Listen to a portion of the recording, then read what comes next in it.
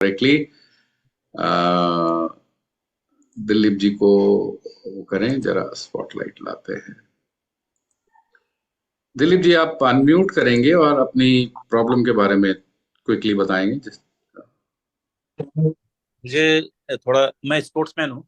और मेरे को बहुत पहले कुछ ज्यादा प्रॉब्लम नहीं थी। अभी बीच में सब कुछ छूट गया तो उसके बाद मुझे बहुत ज्यादा इशू आने लगी। पैदल चलने में कोई इशू नहीं है, ऊपर चढ़ने में। और अगर मैं मतलब तीन सीढ़ी मतलब तीन फ्लोर पे चढ़ता हूँ तो मेरा एकदम दम फूल जाता है। और मुझे अस्थमा वाली प्रॉब्लम भी है, बहुत पुराने टाइम से थी। बीच में मैंने स्पोर्ट्स खेलना चालू किया तो मेरा सब कुछ बंद हो गया। अभी वापस जैसे ही मैं छोड़ देता हूँ स्पोर्ट्स और ये सब, तो वापस मेरे ऊपर वही अस्थमा वाला अटैक वापस आ जाता है। और अभी जो न्यू प्रॉब्लम हुई है वो खाना खाने के बाद में पेट अचानक से वो मतलब ब्लोटिंग सा हो जाता है। तो ये मेजर मेरे को इश्यू। और कंसंट्रेशन थोड़ा सा लैक ऑफ कंसंट्रेशन भी होने लगता है। जैसे कई कोई मेरे उसमें स्पीच देना होता है मुझे, मतलब काफी लोगों को मतलब स्पीच दे के को बोलना पड़ता है, तो अचानक से मैं बीच में थोड़ा भटक सा जाता हूँ बीच में, मतलब उस लाइन से। मतलब ऐसा लगता है जैसे चक्कर आके गिर जाऊंगा या ऐसा कुछ होता पहली बात तो ऐसे मान के चलिए कि शरीर में कई चीजें प्रवाह होता है ना, मतलब बहती हैं। ब्लड, खून का बहाव हो रहा है, है। जी भोजन जी। का बहाव हो रहा है। तो कई चीजें बह रही हैं शरीर के अंदर। ओके। एक शब्द इस्तेमाल किया जाता है, वात दोष। इसका मतलब होता है जो बहाव है ना, वो फ्लो जो है वो गड़बड़ हो रही है। और आपके अंदर एक और इशू है, ये गड़बड़ होती है ना तो चीजें आपके शरीर में ना ऐसे संकुचित होती है, सिकुड़ती है। ये भी वात दोष का ही एक पार्ट है। वात दोष को बहुत बड़ा आयाम है। वात दोष बहुत तरीके से देखा जा सकता है, एक पार्ट ये भी है। तो आप जब भी जोर लगाने का काम करते हैं ना, तो आपकी जो लंग्स है ना, वो जो सिकुड़ रहे हैं ना, उनमें थोड़ा फैलाव आता है तो आपको अच्छा लगता है। एक बात तो ये है कि ये बड़ा सिंपल है इसको समझना, कि शरीर में ना प्रेशर जो है वो गड़बड़ हो रहा है। इतना प्रेशर बिल्डअप नहीं हो पा रहा है ना। दो तरीके के लोग होते हैं। देखिए, इसमें होता क्या है कि जब शरीर का प्रेशर प्रॉपरली बिल्डअप नहीं होता तो कई लोगों में क्या होता है कि शरीर उस प्रेशर को बढ़ाने के लिए काम करने लग जाता है, जिसको हम ब्लड प्रेशर की समस्या कहने लग जाते हैं। दूसरे ऐसे लोग होते हैं जिनका शरीर ब्लड प्रेशर को नहीं बढ़ा पा रहा, तो वो क्या करेगा, लो बीपी वाले कंडीशन में आ जाते हैं। आपका जो है वो नीचे की तरफ वाला हिसाब ज्यादा है। लो होना ये केवल आपके शरीर में अगर आप देखोगे तो आपको ये भी दिखाई देगा कि अगर आपने जो एक्टिविटी नहीं की तो आपका माइंड भी थोड़ा डल और डिप्रेसिव उस तरफ में जाने लगेगा। ठीक है ना। तो आप समझिए, बहुत बहुत आसान है समझना। आप इसे समझ उसको समझिए कि आपके शरीर में कोई चीज संकुचित हो रही है, सिकुड़ रही है। अच्छा, ये एक और बात मैं आपको बताऊं, उम्र के साथ में ये चीज बढ़ती, ये भी आपको बताऊं तो उम्र के साथ ये चीज बढ़ती। अच्छा, मेमोरी जब आप कहते हैं, डिमेंशिया ऐसा शब्द इस्तेमाल कर देते हैं, मेमोरी लॉस जब कहते हैं, तो ये उम्र बढ़ने की भी निशानी होती है। ऐसा आम तौर पे ऐसा समझा जाता है, उम्र बढ़ने की निशानी होती है। मगर ऐसा जरूरी नहीं है कि काफी उम्र में ही आए। आजकल आप देखेंगे कि जवान बच्चों के अंदर भी मेमोरी की समस्या है। ठीक है ना, जवान बच्चों में भी मेमोरी की समस्या है। मगर इसका कारण क्या, कोर क्या है, क्या गड़बड़ी हो रही है, ये अगर आप समझेंगे ना तो इसको हम करेक्ट कर सकते हैं। मेरी मेमोरी की समस्या आप मान के चलिए कि 28-30 साल में बहुत ज्यादा थी। डिप्रेसिव केस भी था मैं, और मेमोरी की समस्या उस टाइम पे बहुत ही ज्यादा थी। लेकिन उसका कारण यही था, अगर शरीर के अंदर प्रॉपर प्रेशर ग्रेडियंट बिल्डअप नहीं होता। आप देखिए, मैं आपको एक और तरीके से बताऊं, जितने भी लोग यहाँ पे हैं ना, उनको थोड़ा अ, ज्ञान तो लेके जाना ही चाहिए ना। आपको मालूम है, जब आप एक गीत गाते हैं, एक लय में गाते हैं कुछ, तो आपको लय याद रहता है, बेशक से आपको शब्द याद ना रहे। मेमोरी जिसे हम कहते हैं ना, वो भी एक रिदम है, लय है। अगर फ्लो, लय बिगड़ा तो मेमोरी तो बिगड़ेगी ही ना। तो मेमोरी तो बिगड़ेगी ही। पर ये मेमोरी बिगड़ना कुछ अलग से नहीं हो रहा, ये भी उसी चीज से जुड़ा हुआ है जो कि फंडामेंटल कारण है। एक और चीज आपको देखने को मिलेगा, आपका इनहलेशन जो है वो भी वीक है। इनहलेशन का स्ट्रेंथ भी वीक है। तो इसको ठीक कैसे करेंगे? कुंभक से ये बहुत आराम से ठीक हो जाएगा। इनफैक्ट मैं आपको बताऊं, आप कुंभक करना शुरू करेंगे, क्योंकि ये चीज, मैं भी एक स्पोर्ट्स का ही बंदा रहा हूं। ठीक है, मैंने भी स्पोर्ट्स बचपन में बहुत खेला है। और स्पोर्ट्स वाले लोगों के लिए ना आप कुछ भी कहिए, शारीरिक एक्टिविटी एक ऐसी चीज होती है जो उनको कहीं ना कहीं एक सुकून, एक शांति देती है, एक सेटिस्फैक्शन देती है। और सिचुएशन अगर ऐसी रही तो एक ऐसा भी समय आ सकता है जहां पे कि आपका शरीर रोक दे कुछ भी खेलने कूदने से, क्योंकि संकुचित, अब जवानी में तो वो फैल रहा है, ठीक है, फैल जाता था। अब उम्र जैसे जैसे बढ़ती रहेगी, अगर आपके लंग्स के एल्विलाई जो सेल्स होते हैं, वो टिश्यूज होते हैं, वो अगर सिकुड़ने लग जाए तो आपकी जोर लगाने की क्षमता कम होती जा रही है। तो होगा क्या कि आपको ऐसा लगेगा जैसे किसी ने आपको पकड़ लिया, अब आगे काम ही नहीं करने दे रहा। और वो एक खराब सिचुएशन हो गई, क्योंकि एक बार बिस्तर में आने की देरी है, उसके बाद ये प्रोग्रेसिव हो जाता है। क्योंकि उसके बाद आपका बस नहीं चलेगा, फिर कौन टेक ओवर कर लेगा? डॉक्टर्स टेक ओवर कर लेंगे आपको। और वो फिर प्रोग्रेसिव बन जाएगा। आज इसको हम सही कर सकते हैं, मगर और ज्यादा आगे के समय में जैसे दवाइयों का असर आपके शरीर पर आना शुरू हो जाएगा, तो आपका शरीर फिर ठीक नहीं हो पाएगा।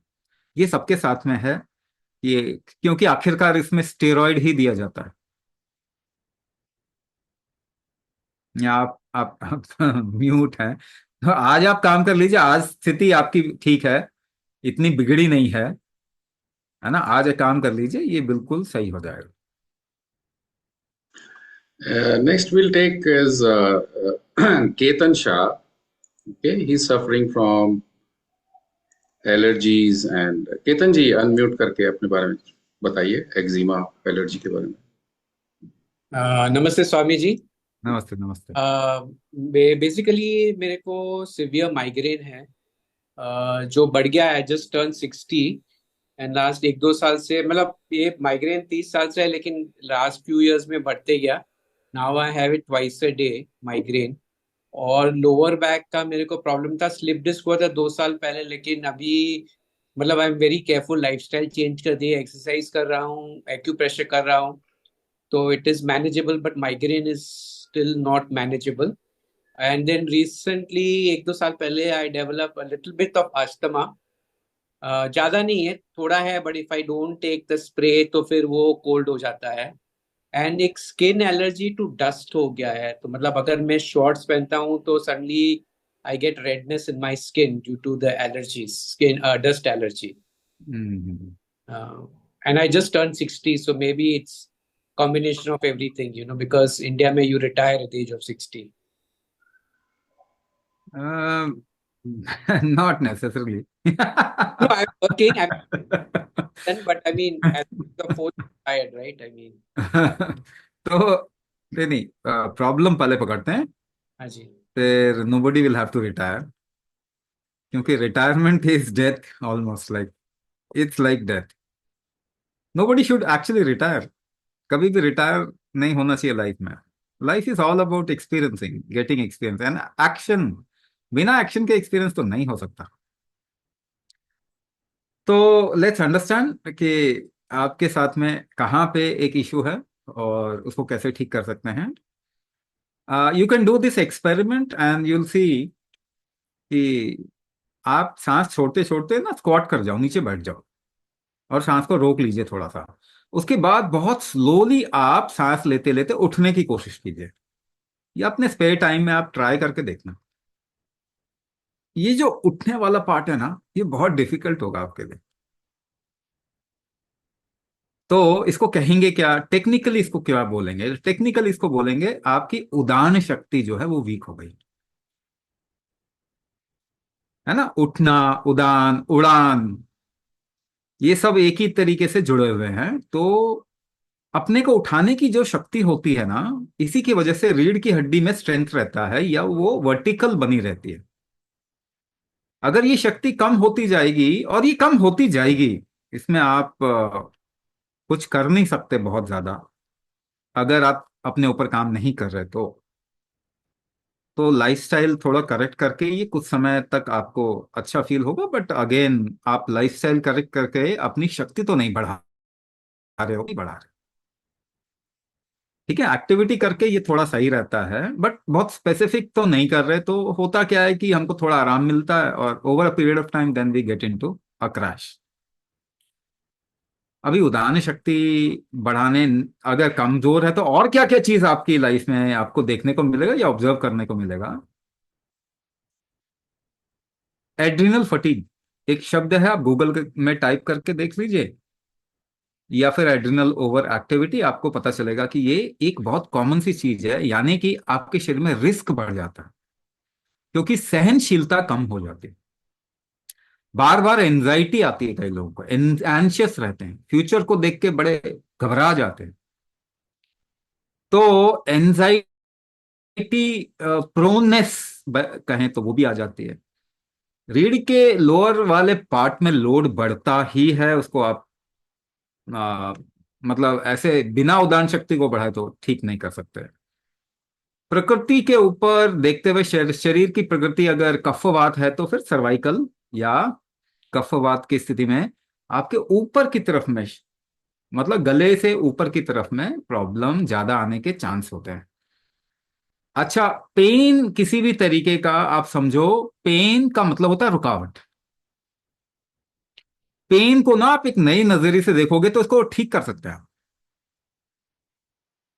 पेन किलर खाना पेन का सोल्यूशन नहीं, क्योंकि किसी का भी पेन जो है पेन किलर खा के लॉन्ग टर्म तो नहीं जाता। For a short period of time आपने पेन किलर खा के पेन को कम कर लिया, बट क्या हुआ, अब सहन शक्ति और कम हो जाएगी। अच्छा, यहां पे मैं एक बात कहना चाहता हूं जो सभी को मालूम होना ही चाहिए, सबको मालूम होना चाहिए इस बात का।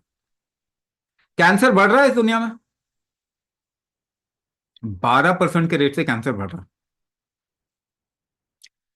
अब एक चीज मैं इसको कोरिलेट कर रहा हूं, इसको समझिए। अगर आप शरीर के ग्रोथ फैक्टर के साथ में, जो ग्रोथ करवाता है शरीर में वो फैक्टर, वो बहुत सारी चीजें मिलके फैक्टर बनती हैं, जो ग्रोथ करवाता है शरीर में, उसके साथ छेड़छाड़ करोगे तो कैंसर होगा।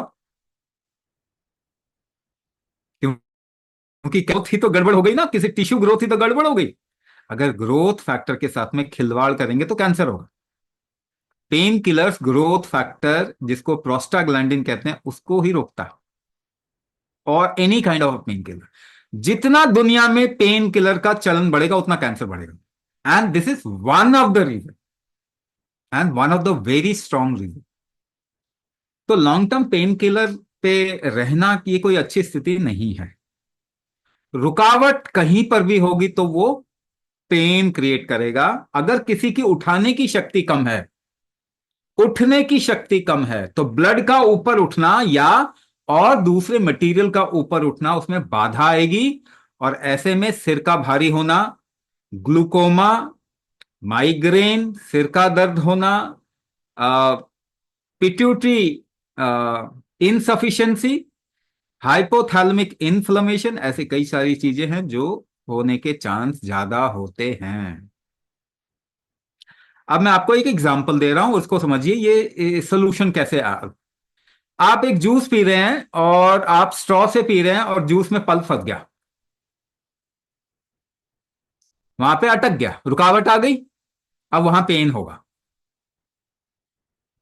ठीक है ना, इसको पेन समझिए। आप कैसे इसको ठीक करेंगे?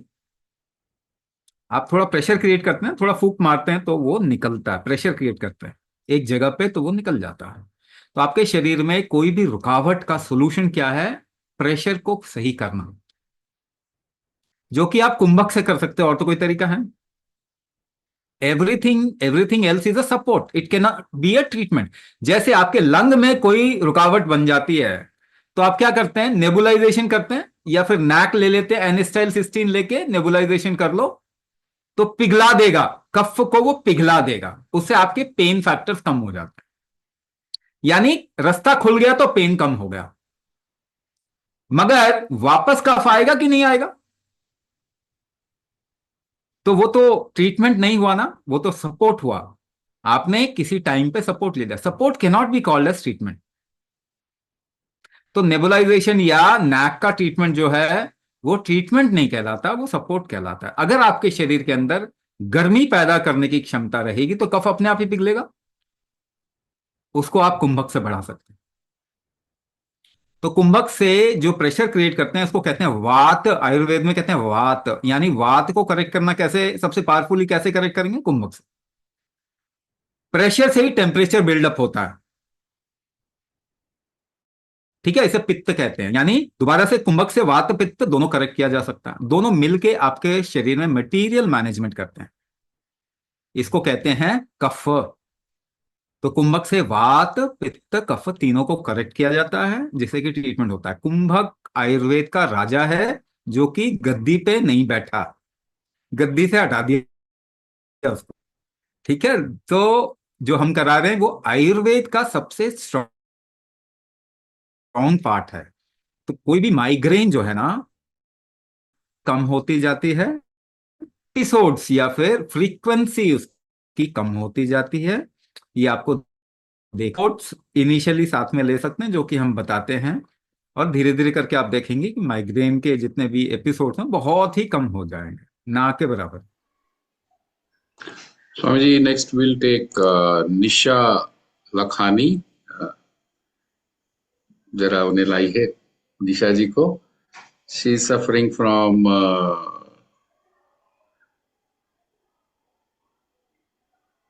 lung fibrosis, pulmonary fibrosis.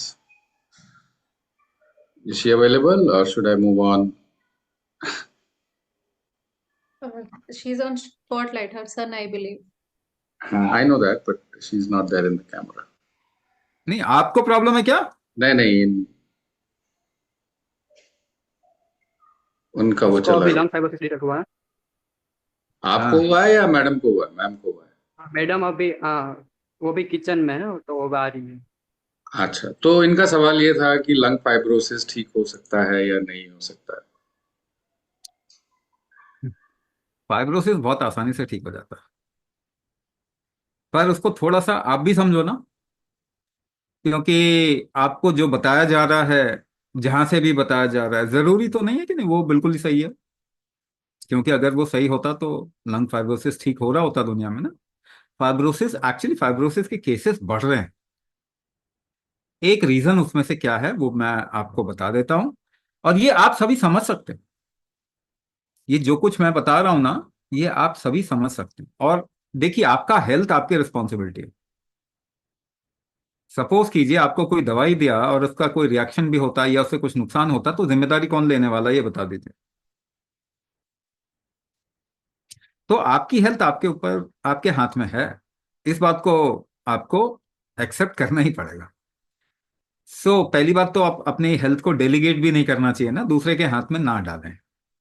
तो कुछ हद तक आपके हेल्थ के बारे में समझ, या आपके शरीर कैसे काम करता है, इसकी समझ आपके अंदर होना ही चाहिए, वो है ही। बट क्या है कि हम एजुकेशन जो है इस तरीके की दे रहे हैं कि जो सेंसिबिलिटी है ह्यूमन की ना, वो कहीं और ही अटक रही है।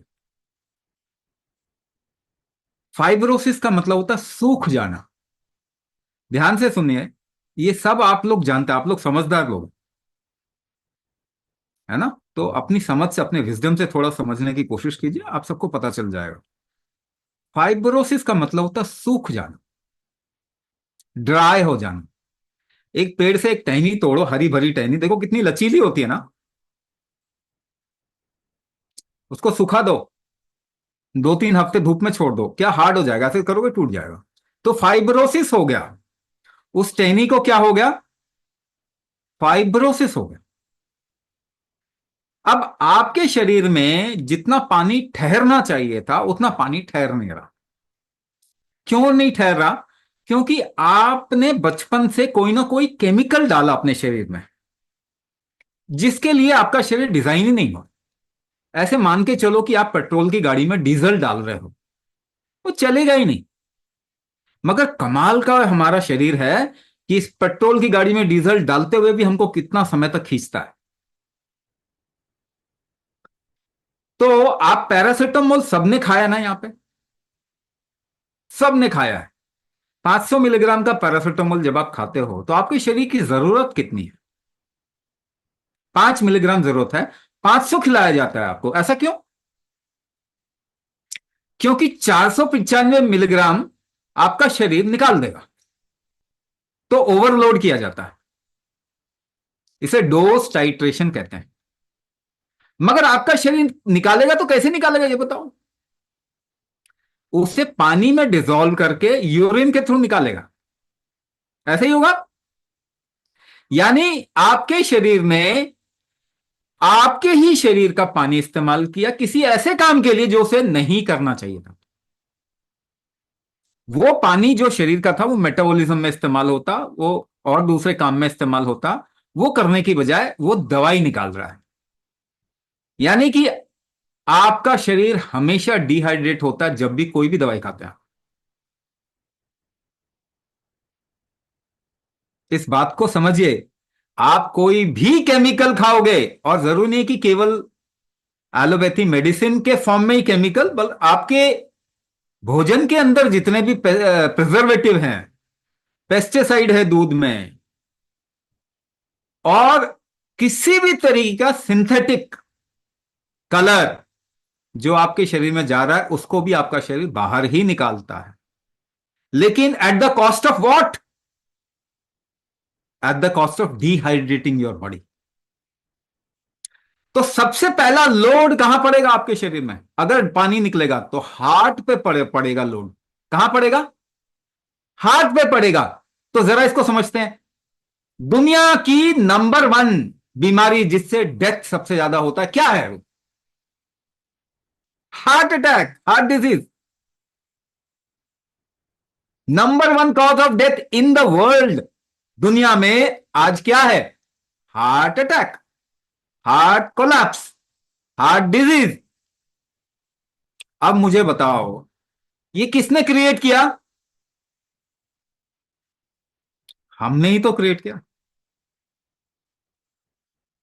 अब पानी जब निकलेगा तो over a period of time, जैसे जैसे उम्र बढ़ रही है, या जितना सहने लायक शरीर है उतना तो सह लेगा, उसके बाद तो डिहाइड्रेशन दिखेगा ना।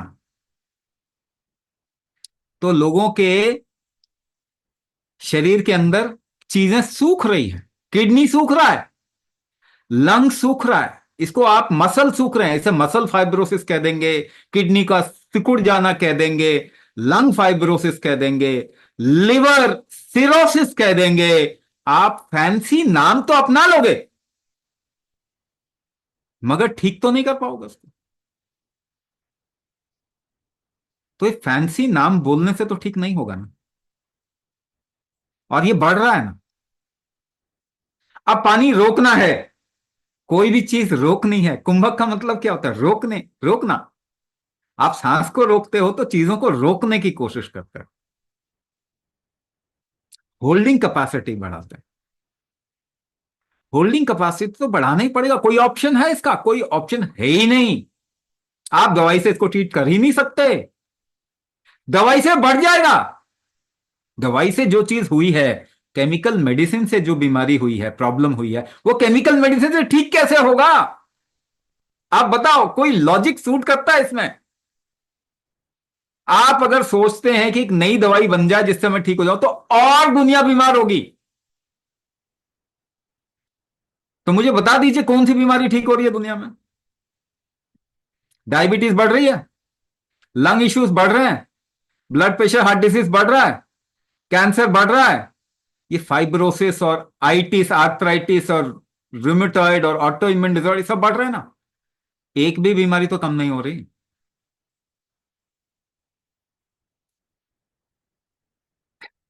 तो आप आंखें खोलिए। इसीलिए मैंने कहा आप लोग समझदार लोग हो, और हेल्थ आपकी जिम्मेदारी है, कोई नहीं लेने वाला ये जिम्मेदारी, ना कोई डॉक्टर, ना हॉस्पिटल, ना गवर्नमेंट, ना WHO, कोई भी नहीं लेने वाला।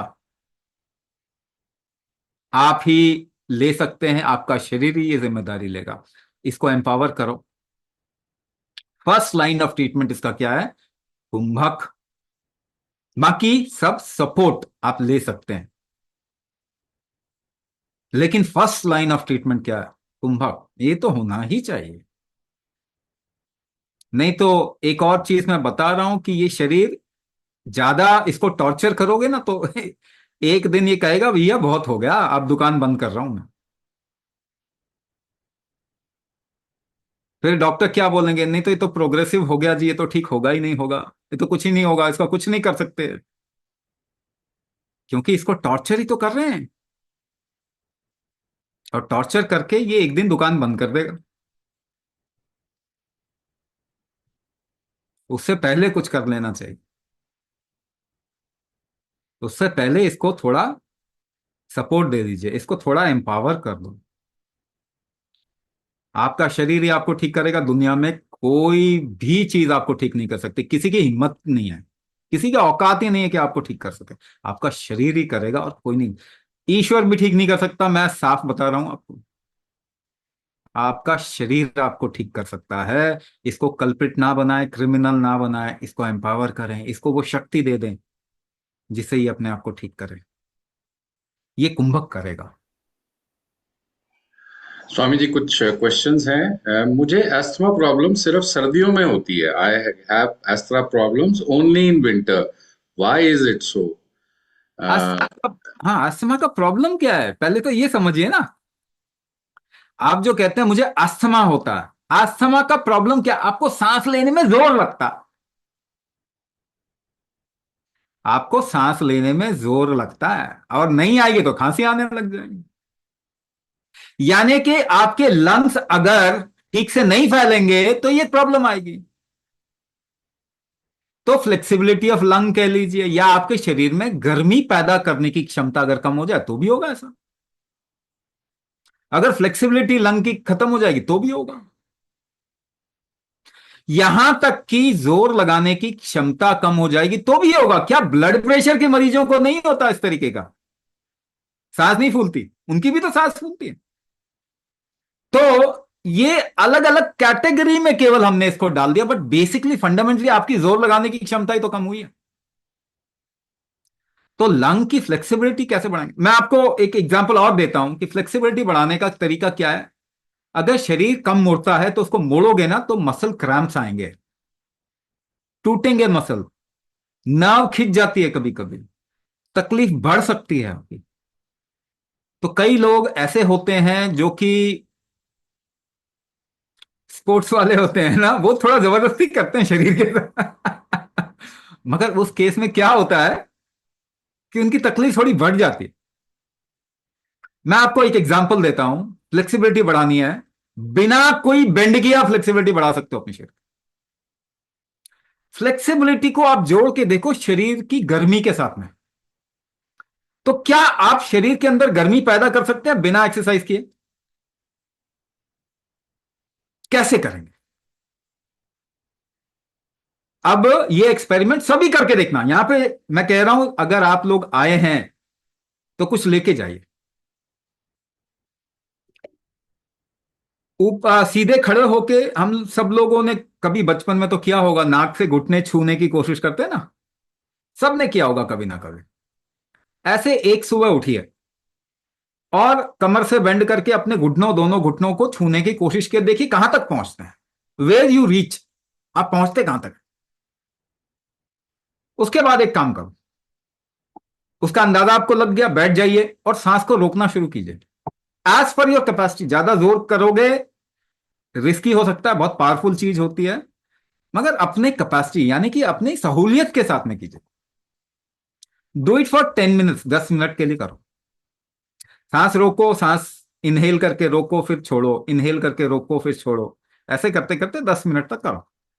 देन अगेन गेट अप, उठिए, ट्राई टू बेंड डाउन और देखिए अब कहां तक पहुंचे। हर एक इंसान ज्यादा नजदीक पहुंच जाएगा घुटने। यानी आपने क्या किया? कोई एक्सरसाइज नहीं किया, लेकिन फ्लेक्सिबिलिटी बढ़ा ली। अच्छा, एक चीज जो सभी कुंभक करने वाले लोगों का ऑब्जर्वेशन आपके रफ एजेस होते हैं ना, कोहनी पे रफ होता है ना, बटक्स पे रफ होता है, शरीर में हिस्से हैं, एड़ी बिल्कुल हार्ड ऐसे रफ होगी, स्किन में कहीं ना कहीं रफनेस होगा। आप कुंभक करो 2 से 3 महीने, सारी रफनेस कम हो जाएगी, इनफैक्ट चली जाएगी। स्किन टेक्सचर ही चेंज हो जाएगा आपका। स्किन टेक्सचर, इसलिए मैं कहता हूं 2 साल का कुंभक 10 साल कर देता है आपके।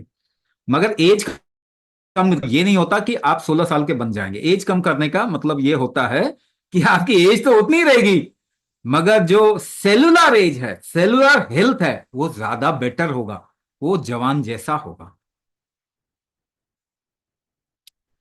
तो अगर आप ये सोच रहे हैं कि फ्लेक्सिबिलिटी, सूखना शरीर के अंदर का, हार्ड हो जाना शरीर का, जॉइंट्स का इशू, आप कुंभक करो, ये सारे इशू रिजॉल्व हो जाते हैं, है ना। ये प्रैक्टिकल चीज बता रहा हूं, प्रैक्टिकल बता रहा हूं। मैंने इसमें कोई भी साइंटिफिक वर्ड यूज नहीं किया, क्योंकि साइंटिफिक वर्ड 100 साल से यूज करके दुनिया में बीमारी बढ़ रही है। आप प्रैक्टिकल होना सीखो। ज्ञान से आप ठीक नहीं होंगे। स्टैम्प पेपर पर लिख लीजिए, सारा ज्ञान आपके दिमाग में आ जाए, तब भी आप ठीक नहीं होंगे। You just work in a right manner upon your body, और काम हो जाएगा। तो आपको सही काम करना पड़ेगा शरीर।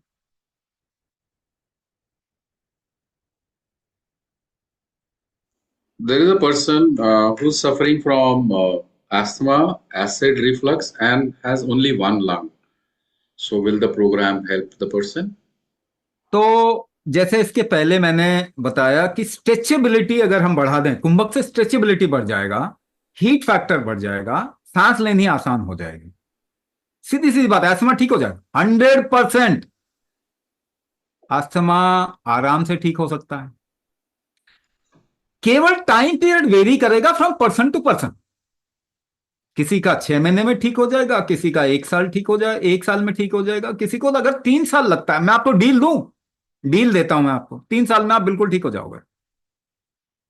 खराब डील है क्या? खराब डील है क्या? आपके पास कोई डील ही नहीं है। मैं डील दे रहा हूं आपको, आपके पास कोई है ही नहीं डील। प्रोग्रेसिवली खराब ही होगा। आप अपने डॉक्टर से जाके पूछिए, मैं कह रहा हूं ये ठीक हो जाए। तो खराब डील अच्छा है। टाइम कितना? 3 साल में अगर आप सारी प्रॉब्लम चली जाती, बढ़िया डील तो कुछ हो ही नहीं सकता। केवल टाइम का फर्क। ठीक तो आप होंगे ही होंगे। एक काम कर रहा है तो इमरजेंसी आ गया ना, को काम करना ही पड़ा। क्या आप बिल्कुल इससे आपकी लाइफ अच्छी हो जाएगी? आपकी लाइफ बहुत अच्छी हो जाएगी। आगे की आपका, जिसे हम एक शब्द में कहते हैं, आगे की लाइफ की क्वालिटी, प्रोग्नोसिस। नई नई अंग्रेज शब्द ही तो निकालते हैं, इनको बुद्धि तो एक कुछ भी नहीं है। फिरंगियों को बिल्कुल निरे मूर्ख होते हैं, एक रत्ती बुद्धि नहीं, सबसे मूर्ख प्रजाति है मानवता की हिस्ट्री में। प्रॉब्लम यह है कि हम भी गुलाम हैं। अगर अपनी गुलामी छोड़ेंगे तो हम नए नजरिए से बीमारियों को देखेंगे, तो हम ठीक कर पाएंगे। मगर कोई काम ही नहीं करना चाहता इसको। तो एक लंग है, तो इस तो इमरजेंसी में आप कुंभक करना चाहिए, क्योंकि लंग का एम्पावरमेंट, आप चाहे किसी तरीके का टेस्ट करा लो, आपको ये हर टेस्ट में नजर आ जाएगा। हमारे साथ एक लेडी काम करती है, उसको बचपन से ना निमोनिया, ब्रोंकाइटिस, इस तरीके की चीजें रही। बचपन में कई बच्चों को होती है। और उसके लंग में पैचेस पड़ गए। आपने सुना ऐसा कि लंग में धब्बे पड़ जाते हैं, पैच हो जाते, ब्लैक पैच पड़ जाते हैं, और वो ठीक नहीं होते कभी भी। मैं आपको कितने केसेस दिखा सकता हूं कि पैचेस गायब हो गए। ये कुंभक से ही पॉसिबल। तो अगर एक ही निकाल दिया गया तो दूसरे लूज नहीं करना है, जल्दी से जल्दी उसको ठीक करना, एम्पावर करना है, उसकी फ्लेक्सिबिलिटी बना के रखना है, आपकी कैपेसिटी को बढ़ाना है। आपकी कैपेसिटी कुंभक से ही बढ़ती, लंग कैपेसिटी तो कुंभक से ही बढ़ती है। लंग ही नहीं, आपके शरीर की कोई भी कैपेसिटी कुंभक से ही बढ़ती है।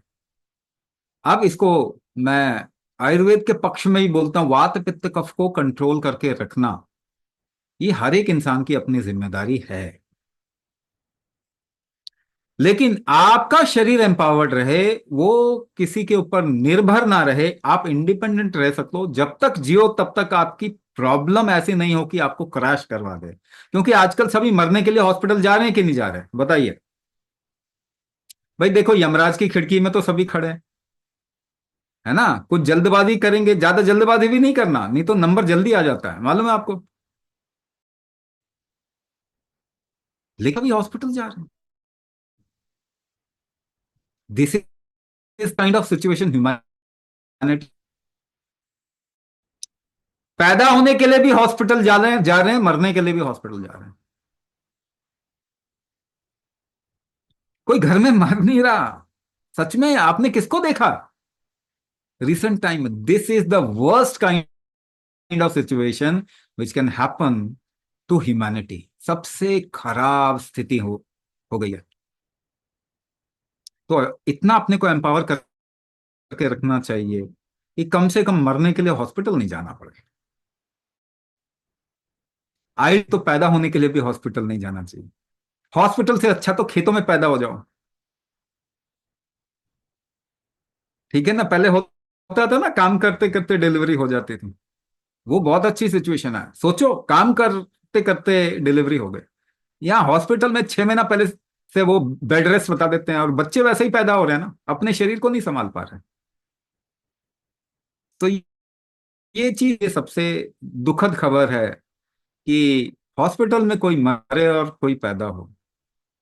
कम तो एम्पावर कीजिए कि हमें हॉस्पिटल नहीं जाना पड़े मरने के लिए। जब तक जिए तब तक अपने ऊपर ही निर्भर करें, किसी के ऊपर निर्भरता नहीं डालनी चाहिए। We have a gentleman, BVN Gautam. So his question is: my wife is having lung stenosis and one lower lobe is removed. Stenosis is when something is blocked, narrowing of a vessel or a part. And फिर भी stenosis अभी middle lobe में है. Can कुंभक help? मैं आप अलग बता रहा हूं, ये ग्रीको रोमन शब्द से कोई ठीक नहीं होने वाला, कोई ठीक नहीं होने वाला। स्टेनोसिस और फाइब्रोसिस में क्या फर्क है?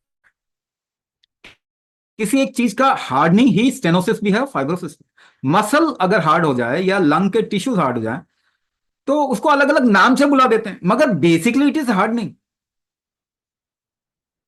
है ना। ये तो पूरा इसके बारे में मैंने बोला ना, हार्डनिंग क्यों हो रही है और कैसे ठीक हो सकती है। अगर आपका शरीर टेम्परेचर बढ़ाना शुरू कर दे, गर्मी पैदा करना शुरू कर दे अंदर से, तो वैसे ही बॉडी, ठीक है ना। और कुंभक से गर्मी शरीर के अंदर पैदा होती है, पसीने आने लग जाएंगे बैठे बैठे आपको। ये आसानी से ठीक हो सकता है, ये बहुत आसानी से ठीक हो सकता है, मैं आपको ये बता रहा हूं। But it can not be corrected with any medicine. दवाई से ये ठीक नहीं हो सकता। This is your bodies own prerogative. उसको एम्पावर करेंगे तभी ठीक होगा, और ये बहुत आसानी से ठीक हो सकता।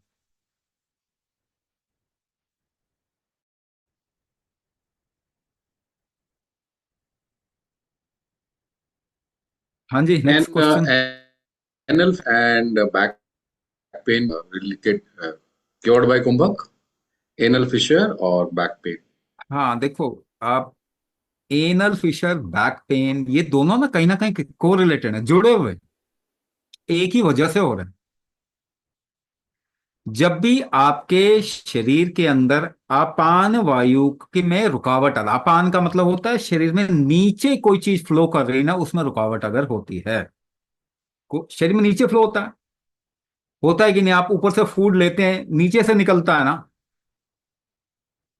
तो एक ही डायरेक्शन में फ्लो हो रहा है। और अगर वो जमीन की तरफ फ्लो हो रहा है तो उसको अपान कह दिया। यानी जमीन की तरफ में जो फ्लो फैक्टर्स हैं, वो अगर आपके शरीर में रुकावट है वहां पे,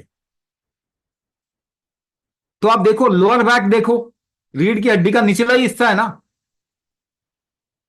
तो रुकावट, नीचे कोई चीज आने में अगर रुकावट बन गई तो लोअर बैक पेन तो आएगा ही आएगा। महिलाओं को पीरियड्स में लोअर बैक पेन होता है ना, कई महिलाओं, क्यों? क्योंकि उनका भी तो नीचे की तरफ में फ्लो हो रहा है, मेंस्ट्रुअल फ्लूइड का जो फ्लो है वो नीचे, अगर उसमें रुकावट आ जाती है तो लोअर बैक पेन होगा ही होगा, कईयों को तो बहुत ज्यादा होता। तो चीजों को एक अलग तरीके से अगर आप देखेंगे तो सॉल्यूशन मिलेगा, सॉल्यूशन मिलेगा। क्या आपको मालूम है, एलोपैथी को मालूम ही नहीं है कि पेन क्यों होता है। एलोपैथी को मालूम ही नहीं है कि अस्थमा क्यों होता है। एलोपैथी को मालूम ही नहीं है कि स्टेनोसिस और फाइब्रोसिस क्यों होता है। एलोपैथी को मालूम ही नहीं है कि हार्ट डिजीज या ब्लड प्रेशर क्यों होता है। एलोपैथी को मालूम ही नहीं है कि डायबिटीज क्यों होती है। एलोपैथी को मालूम ही नहीं है कि एलर्जी क्यों होती है। एलोपैथी, अब बोलता जाऊं, 80% बीमारी मालूम ही नहीं। आप बड़ी मजेदार बात बताऊं आपको, आप देख नहीं रहे, देखना चाहिए। जिनको मालूम ही नहीं है कि प्रॉब्लम क्यों हो रही है, दुनिया में ट्रीटमेंट वही कर रहे हैं, किसी और को करने ही नहीं दे रहे।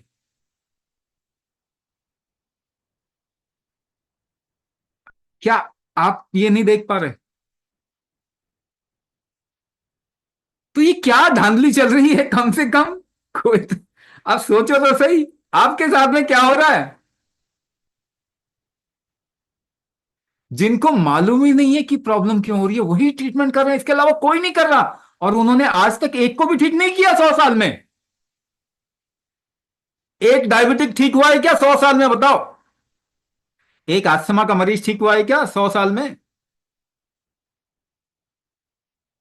एक एलर्जी का केस ठीक हुआ है क्या? एक हार्ट डिजीज का बंदा ठीक हुआ है क्या? ब्लड प्रेशर का बंदा ठीक हुआ है 100 साल में?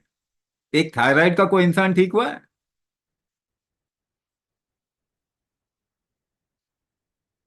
अब शौक लगा आपको? जिनको मालूम ही नहीं है क्यों होती है, क्या वो ठीक कर पाएंगे कभी भी, बताओ? तो प्रूफ तो सामने है ना आपके, कोई भी ठीक नहीं हुआ। तो क्या ये जरूरी नहीं है कि हम बीमारियों को एक अलग नजरिए से देखें, एक अलग तरीके से देखें, ताकि उसको ठीक कर पाए? तो अपान शक्ति जैसे ही आपकी कमजोर होगी, कॉन्स्टिपेशन आएगा। कॉन्स्टिपेशन जैसे ही आएगा, मैं आपको सब कुछ कोरिलेट करके दिखा सकता हूं, आप भी समझ सकते हो इस बात को, ऐसा नहीं है, आप बहुत समझदार लोग हैं। तो नीचे रुकावट आएगी, पेन आएगा नीचे, लोअर बैक पेन आएगा, लोअर बैक पेन बढ़ रहे हैं। अगर शरीर में कोई चीज नीचे फ्लो नहीं होती तो वो ऊपर की ओर जाने की कोशिश करेगी। इसको कहते हैं ऊर्ध्वगत वायु या गुल्म। गुल्म, वहां पे गोल हो जाएगा ना, नीचे फ्लो नहीं हो रहा, वहीं इकट्ठा हो जाएगा, तो गुल्म, गांठ क्रिएट होगी। कैंसर बढ़ रहा है ना दुनिया में। अच्छा, ऊपर की ओर कोई जाने की कोशिश करेगी तो आपके सिर में इंपैक्ट करेगा, पार्किंसन होगा, हेडेक आएगा, माइग्रेन आएगा, आंखों की प्रॉब्लम, ग्लूकोमा श्लूकोमा, इस तरीके की चीजें होंगी, ब्रेन स्ट्रोक होगा। क्या बढ़ रहा है?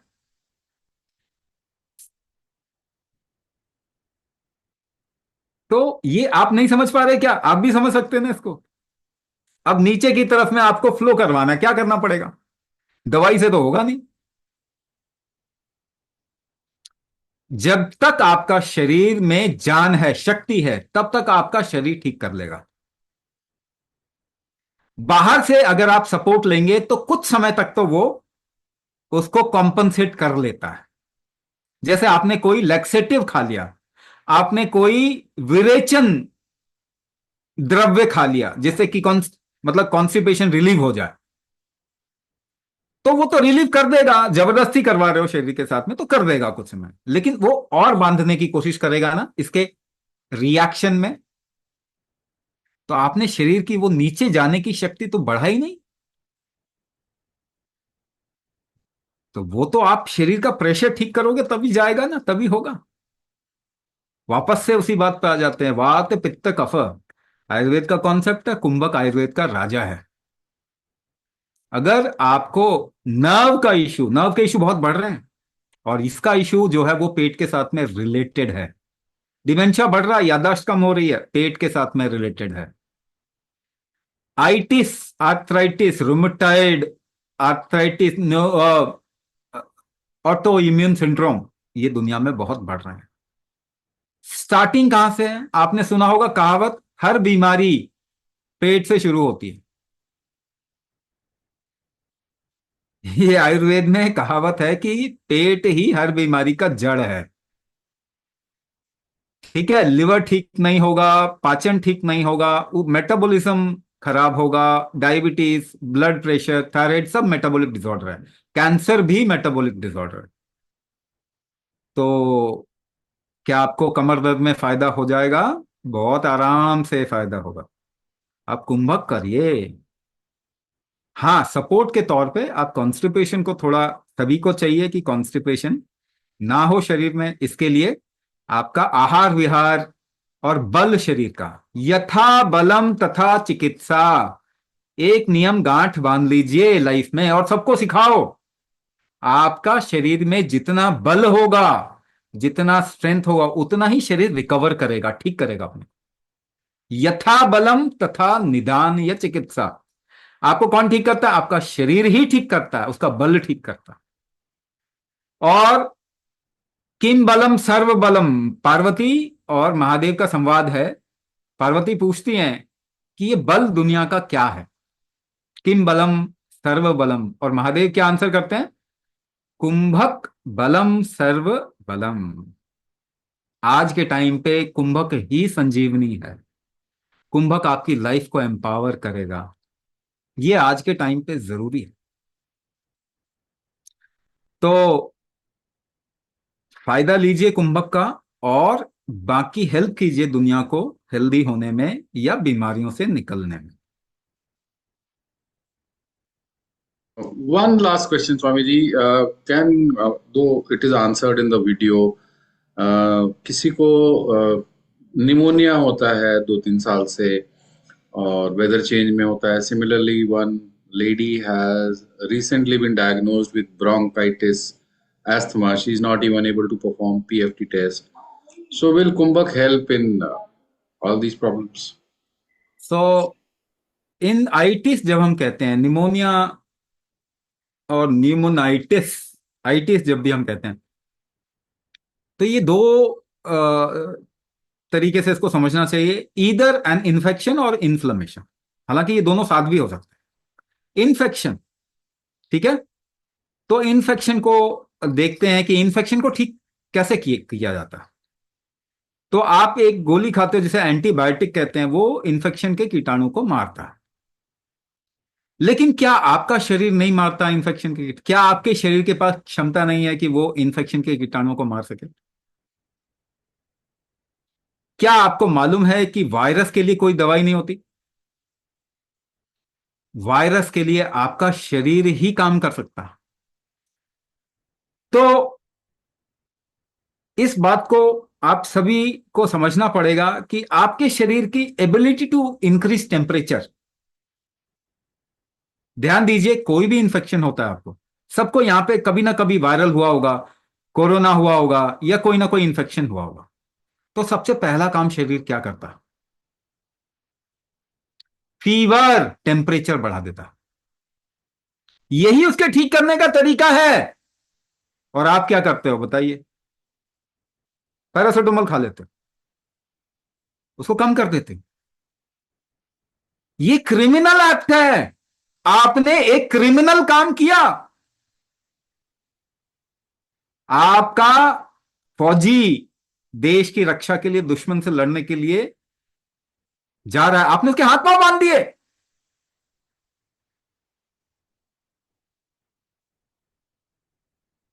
तभी मैं कहता हूं ये फिरंगियों से मूर्ख प्रजाति कोई भी नहीं है। हम उनको आंख बंद करके फॉलो करें। उल्टी आती है तो उल्टी बंद कर देते हो, दस्त आता है तो दस्त बंद कर देते हो।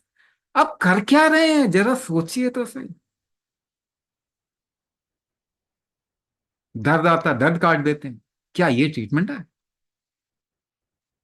तो आपके शरीर का टेम्परेचर बढ़ाने की क्षमता, यही ट्रीटमेंट है ना? और वो हम पैरासिटामोल खा खा के जनरेशन टू जनरेशन कम करते जा रहे हैं। तो अगर आपके शरीर में 5 डिग्री टेम्परेचर बढ़ जाएगा तो कोई भी वायरस या बैक्टीरिया नहीं रह सकता उसमें, उतना हम बढ़ने ही नहीं देते। और आपको ऐसे केस देखने को मिलेंगे नहीं जहां फीवर से किसी की मृत्यु हुई है। लेकिन डर डर फैलाना कमाल की बात है, इसको साइंस भी बोलते हैं। लीनियर लॉजिक लगाने को हम साइंस भी बोलते हैं। लाइफ लीनियर चलती ही नहीं अभी। मगर आप समझिए, सीधी सीधी बात, इन्फेक्शन अगर आपका ठीक होना है या फिर इन्फेक्शन में ना आए, ऐसा क्या कर सकते हैं? आपके शरीर की टेम्परेचर बढ़ाने की क्षमता बढ़ानी पड़ेगी। कुंभक से ये बढ़ जाता है। जितने भी लोगों को जल्दी जल्दी इन्फेक्शन हो जाता है ना, वो कुंभक करना शुरू करेंगे। थोड़ा टाइम लगेगा, 6 महीने साल भर ऐसा टाइम लगेगा। जब बीच बीच में वो इन्फेक्शन आएगा, उसके बाद धीरे धीरे उसकी फ्रीक्वेंसी कम हो जाएगी। जैसे हर 2-3 महीने में आ जाता था, तो 6 महीने में आना शुरू होगा, साल में आना शुरू होगा, फिर खत्म हो जाएगा। ये पक्की गारंटी है। सर्दी जुकाम होता है ना, आप किसी सर्दी जुकाम वाले बंदे के साथ में बैठ जाए, आपको भी हो जाएगा। होगा ना? आप कुंभक करना शुरू करो, कुछ ही सालों में आपको नहीं होगा, चाहे किसी के साथ बैठो। यानी ऐसा नहीं है कि नहीं होगा, वो कीटाणु तो जाएंगे आपके शरीर में, मगर body will be able to take care of that. हल्का सा अंदर अंदर फीवर लगेगा, फिर ठीक हो जाएगा, दूसरे दिन फिट। आपको पैरासिटामोल खाने की जरूरत नहीं पड़ेगी, आपको एंटीबायोटिक खाने की जरूरत नहीं पड़ेगी। बट यस, आज जैसी स्थिति अगर बहुत खराब है, कुंभक करना जरूरी है। करना शुरू कीजिए। एटलीस्ट जो प्रोसीजर आप कराना चाहते हैं उसके लिए आपका शरीर तो तैयार हो जाएगा ना।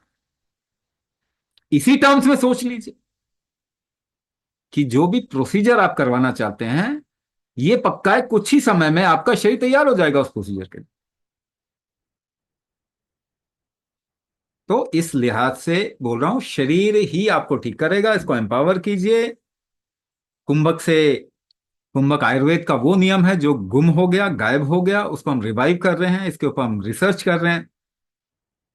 और हर बीमारी को अलग नजरिए से, अलग तरीके से देख के इसको हम ठीक कर रहे हैं। हजारों लोग एम्पावर हो रहे हैं, हजारों लोगों ने दवाइयां छोड़ दी है। हमारे पास में तकरीबन 18 से 20 हजार पेशेंट की लिस्ट होगी। ठीक है ना? एक हॉस्पिटल में भी नहीं होते इतने पेशेंट। तो अपने आप को एम्पावर कीजिए। और जितनी बातें आपको बताई जा रही हैं कि नहीं ये ठीक नहीं हो सकता, वो ठीक नहीं हो सकता, वो बिल्कुल सकता है, लेकिन एक अलग तरीके से देखना पड़ेगा, एक शरीर पे काम करना पड़ेगा। Thank you, Swamiji, for taking out time to answer so many questions and clearing doubts. We'll close the webinar now.